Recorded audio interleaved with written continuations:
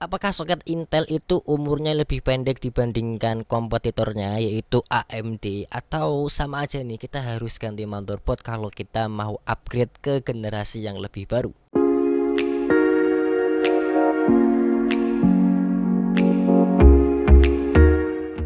Assalamualaikum teman-teman, jumpa lagi bersama saya Ardi yang pastinya di Sinau PC.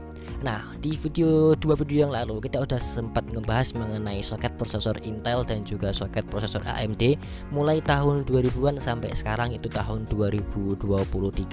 Buat teman-teman yang belum nonton videonya, kalian bisa nonton dulu, videonya ada di atas ini nih. Jadi aku saranin banget buat teman-teman yang belum nonton videonya untuk tonton dulu dua video tadi, karena antara dua video tadi dan juga video yang ini akan saling mengkait atau saling berhubungan gitu ya.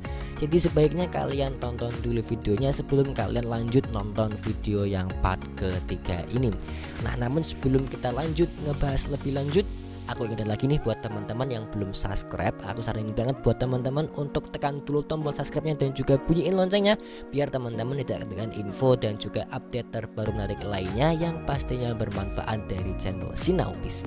Oke, kalau di video yang kemarin kita udah sempat ngebahas kalau salah satu strategi Intel dalam menambahkan fitur baru dari prosesornya, menambahkan jumlah core, menambahkan jumlah thread, memberikan fitur seperti PCIe Gen 4, PCIe Gen 5, terus juga menambahkan tipe DDR5, itu adalah dengan mengganti tipe soketnya menjadi tipe soket yang baru lagi dengan jumlah pin yang lebih banyak lagi, yang artinya kita harus ganti motherboard. Nah, sebenarnya platform AMD itu juga melakukan hal yang sama aja sebenarnya. Kalau kalian juga udah nonton video yang pembahasan soket Intel, ya walaupun kalau kalian perhatiin di video sebelumnya yang di soket AMD itu memang kalau prosesor AMD itu umur soketnya itu bisa sedikit lebih panjang, terutama mulai di soket AM1 yang AMD itu udah mulai berencana atau mulai bikin strategi untuk memanjangkan umur soketnya itu mulai dari soket AM1. Nah, namun di sini ada sedikit kasus unik kalau kita perhatiin di soket AM4 yang punya umur itu yang sangat panjang sekali, yang awalnya hanya direncanain 4 tahun tapi nyatanya bisa bertahan sampai 6 tahun. Itu dihitung sejak arsitektur Zen tahun 2016 sampai arsitektur Zen 3 di AMD Ryzen 5000 series di sekitaran tahun 2022 atau di akhir tahun 2021 gitu. Dan kabarnya juga nanti di soket, bukan nanti ya, kabarnya sekarang ini di soket AM5 yang terbaru dari AMD itu pun juga akan diberi umur yang panjang. Entah sampai berapa generasi ke depan kita belum tahu. Jadi kita tonton bareng-bareng aja, kita perhatiin bersama kira-kira soket AM5 itu akan bertahan berapa generasi, ataukah akan lebih pendek daripada AM4 atau bahkan lebih panjang dari soket AM4. Nah, jadi bisa dibilang salah satu strategi AMD itu adalah dengan memanjangkan umur soket prosesornya. Jadi bisa dibilang lebih upgradable lah buat para usernya nanti. Nah, namun walaupun punya umur soket yang panjang selama 4 ataupun bahkan sampai 5-6 tahun, tapi nyatanya chipsetnya nggak berumur panjang. Chipsetnya itu ya tetap harus ganti chipset lah. Nah, kalau kalian sempat ngikutin launching atau perkembangan dari prosesor AMD Ryzen 5000 series, itu pada awalnya untuk prosesor AMD Ryzen 5000 series itu hanya support untuk motherboard yang pakai chipset 500 series kayak A520, kemudian juga motherboard chipset B550 dan juga X570 dan juga chipset 400 series. Jadi buat teman-teman yang waktu itu masih pakai chipset 300 kayak A320 kemudian B350 gitu, kalian enggak bisa kalau kalian mau upgrade ke AMD Ryzen 5000, padahal itu punya soket yang sama, yaitu punya soket AM4.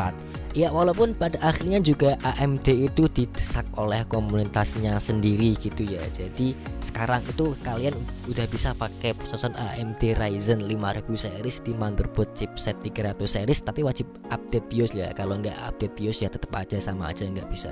Nah, namun kalau sebaliknya kalian pakai chipset 500 series itu nggak bisa kalau kalian pasangkan dengan AMD Ryzen yang seri sebelumnya, yaitu yang seri 3000 series ataupun seri yang 1000 atau 2000 series itu nggak bisa. Jadi walaupun punya soket yang sama, tetapi tetap ada beberapa hal yang di blok lah atau ditutup lah sama prosesor AMD-nya atau sama AMD-nya. Nah, sekarang apakah benar kalau Intel itu lebih sering ganti soket dibandingkan dengan AMD? Ya, jawabnya tentu iya, karena hampir di tiap 2 generasi prosesor Intel itu akan ganti soket.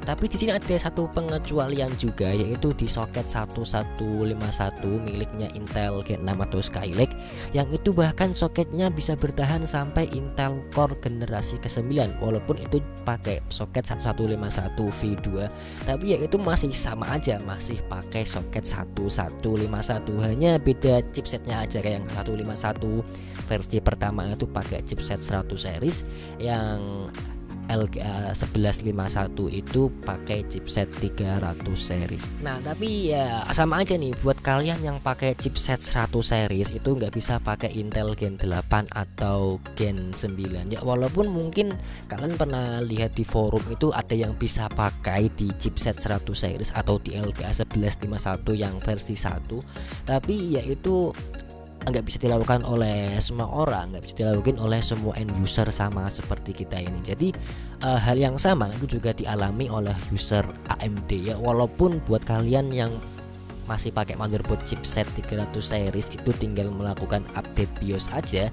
Namun untuk melakukan update BIOS ini nggak semua orang tahu caranya dan nggak semua orang mau untuk melakukannya, karena untuk melakukan update BIOS itu juga dibilang cukup tricky ya, karena kalau error pas lagi update BIOS aja itu motherboard bisa mati, motherboard bisa wassalam. Misalkan kalian lagi update BIOS nih, tiba-tiba listriknya mati atau tiba-tiba komputernya mati gitu ya, ya udah error, udah korup itu motherboardnya, udah nggak bisa dipakai lagi sih. Tapi ya walaupun sebenarnya nggak semengerikan itu, karena sekarang untuk di motherboard terbaru itu ada yang memberikan fitur flash BIOS instan, ada tombol di motherboardnya tanpa kalian masukin prosesor dan juga RAM, tinggal kalian tinggal tekan aja di tombol instan flash BIOSnya, itu udah bisa upgrade. Nah, walaupun sekarang itu udah ada motherboard yang udah kasih fitur flash BIOS instan di motherboardnya gitu, tapi tetap aja banyak orang yang pilih untuk ganti motherboard aja, karena dengan ganti motherboard yang punya chipset baru kita bisa merasakan fitur-fitur baru dari chipsetnya. Misalkan support PCIe Gen 4 misalkan, yang di soket sebelumnya atau di chipset sebelumnya itu belum bisa merasakan performa dari PCIe Gen 4. Jadi banyak orang yang tetap pilih ganti motherboard walaupun soketnya itu sama. Nah, sekarang biar nggak pusing, kita langsung aja tarik sebuah kesimpulan ya.